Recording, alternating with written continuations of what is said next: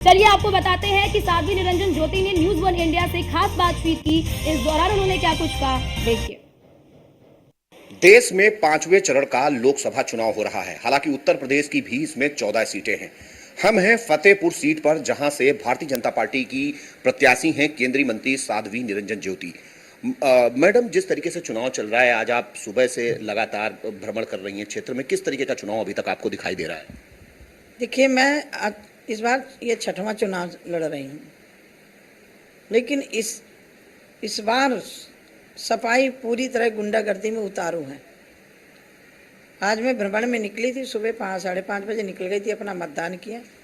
उसके बाद मैं जहानाबाद पहुंची। जहानाबाद के बाद मुझे सूचना मिली कि होली सरा में एक मतदान में पूरा मतदान उन्होंने अपना कर लिया। उसके बाद जो भारतीय जनता पार्टी का मतदाता था, उनको बाधित करने का प्रयास किया, रास्ते में रोकने का प्रयास किया, फिर उनको गाली गलौज किया। उनके सामने मेरे को गाली गलौज दिया, और वो महिला अपने बयान से जवाब दी, उसने वीडियो में दिया, मैं नहीं उसको बोल सकती हूँ।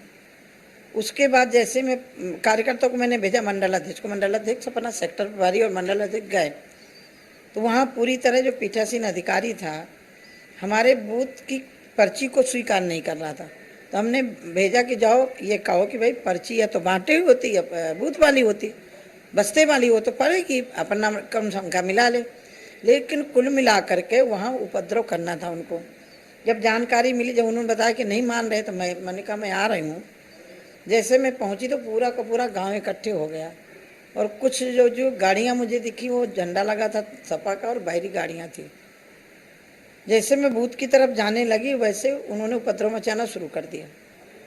तो जो मेरे साथ में थे, क्योंकि एक सिक्योरिटी की गाड़ी है, 3-4 लोग मेरे साथ हैं, उनको मैंने अपने पास बुला लिया। लट्ठी डंडा मेरे ऊपर पत्थर फेंका, तो मेरे सिक्योरिटी वालों ने तत्काल मुझे गाड़ी में बैठा दिया, और गाड़ी को घेर के खड़े हो गए। इतना मोटा मोटा बांस लेकर के, एक नींबू का बगीचा था, उसी नींबू के बगीचे में कहाँ छुपे थे, कैसे छुपे थे, इकट्ठे होकर के लोग निकले। और मुझे लग रहा है कि ये मुझे 4 दिन पहले किसी ने मुझे रात में आके बताया था। ये हम कप्तान को बता भी चुके थे, शिव प्रताप जी ने बताया भी था कि ऐसी सूचना मिल रही, मेरे ऊपर हमला भी हो सकता है। शायद आज मेरे पास सिक्योरिटी नहीं होती तो कुछ भी हो सकता था। सरकार हमारी सरकार में इतना बड़ा दुस्साहस किया गुंडागर्दी करने का। प्रधान और वीडीसी और पूरा गांव इकट्ठे था। मेरे सामने भी उस वीडियो में गाली गलौज पड़ी हुई है, उसका वीडियो को जरूर आप ले लीजिएगा। मैंने फ़ोन किया वहीं से, मुझे लगा क्योंकि गांव के बीच में था, मैं निकलूँगी, पूरे गांव को घेरे हुए थे। जहां बूथ था उस विद्यालय को पूरा घेरे हुए थे, और मेरे निकलने का रास्ता भी नहीं था। गांव के बाहर वो लोग थे जो वोट डालने आ रहे थे। अब मैं कैसे क्या करूं? अब वो वोट डालने वाले के हाथ में तो कुछ होता नहीं है। वो बेचारे वापस लौट गए। फिर मुझे फ़ोन करना पड़ा, एसओ पहुंचा।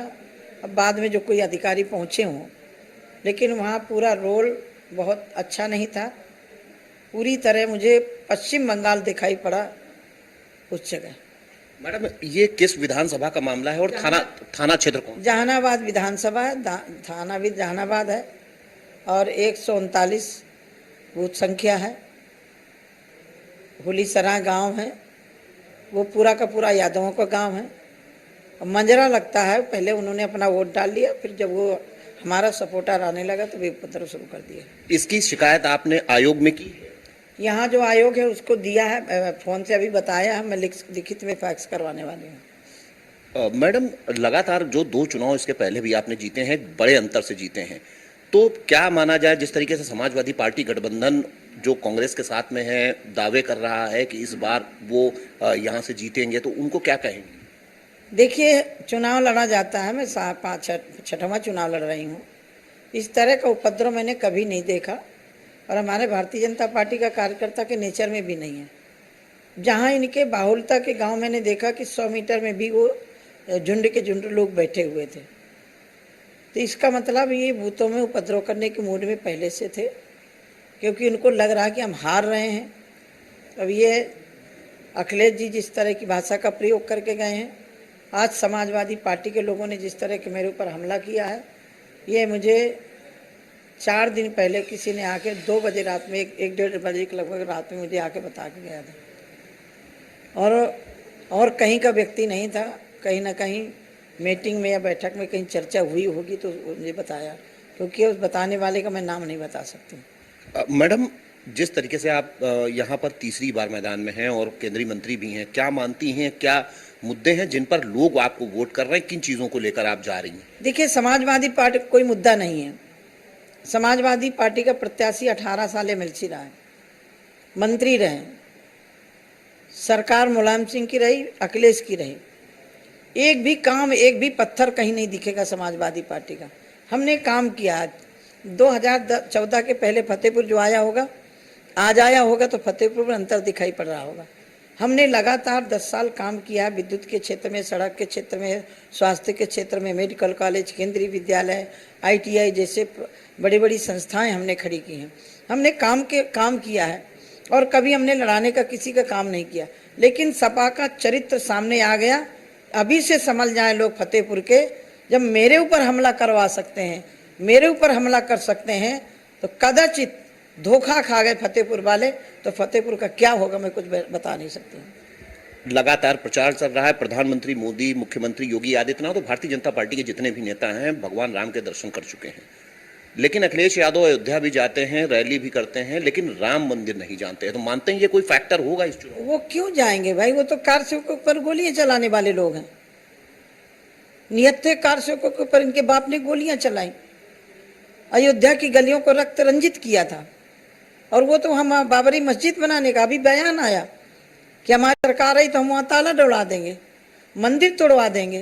तो मंदिर में क्यों जाएंगे? उन्हें तो टोपी पहननी है, लेकिन हमारे मंदिर के लिए कोई कहे कि हम वहाँ ताला डलवा देंगे, तो किसी बाप की औकात नहीं है जो वहाँ ताला डलवा दे।